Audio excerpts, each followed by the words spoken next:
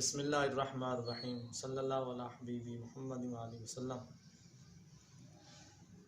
ہم آپ کو بتاتے ہیں ذی الحج شریف کی یکم تاریخ سے لے کر 9 تاریخ تک روزے رکھنے کی فضیلت کے بارے میں کہ نبی پاک صلی اللہ علیہ وسلم نے فرمایا جو اول دن ماہ ذی الحج شریف کے روزے رکھے گویا اس نے جہاد کیا اللہ تعالیٰ کی راہ میں 2000 سال تک۔ اس طرح جہاد کیا، نہ آرام کیا اس نے ایک لمحہ۔ اور دوسری طریق کے روزے رکھنے کا ثواب یہ ہے کہ اس نے عبادت کی اللہ تعالیٰ کی بارگاہ میں 2000 سال تک۔ تیسرے دن ذی الحج شریف کے جو کہ روزہ رکھے تو گویا اس نے 3000 غلام حضرت اسماعیل علیہ السلام کی اولاد مبارکہ سے آزاد کیے۔ اگر چوتھے دن روزہ رکھے تو اس کو ثواب 400 برس کی عبادت کا ملتا ہے، اور 5ویں دن کے روزے کا ثواب 5000 ننگوں کو کپڑا پہنانے کا ہے۔ چھٹے دن روزہ رکھنے کا ثواب 6000 شہیدوں کے برابر ہے۔ 7ویں دن روزہ رکھنے والے کے اوپر اللہ تعالیٰ جہنم کے 7 دروازے حرام فرما دیتا ہے، اور 8ویں دن روزہ رکھنے والے پر 8 دروازے بہشت کے کھل جاتے ہیں۔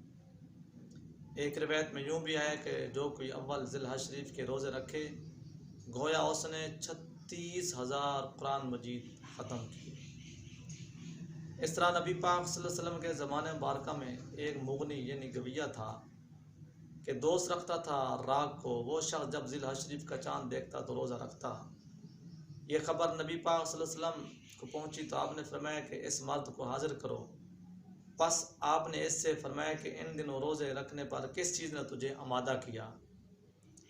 تو اس نے عرض کیا رسول اللہ صلی اللہ علیہ وسلم یہ دن عبادت اور حج کے دن ہیں، دوست رکھتا ہوں کہ اللہ تعالیٰ ان لوگوں کی دعا میں مجھ کو بھی شریک کرے۔ تو میرا آقا حضور علیہ السلام نے فرمایا تیرے لیے ہر دن کی گنتی کے برابر جس کا تو روزہ رکھتا ہے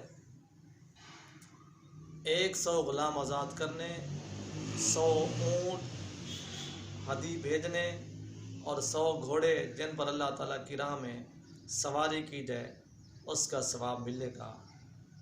جب تو 8ویں ذی الحج شریف کا روزہ رکھے گا تو تیرے لیے 1000 غلام آزاد کرنے، 1000 اونٹ قربانی کرنے، 1000 گھوڑے جن پر اللہ تعالیٰ کی راہ میں سوار کیے جائیں، اتنا ثواب تجھے ملے گا۔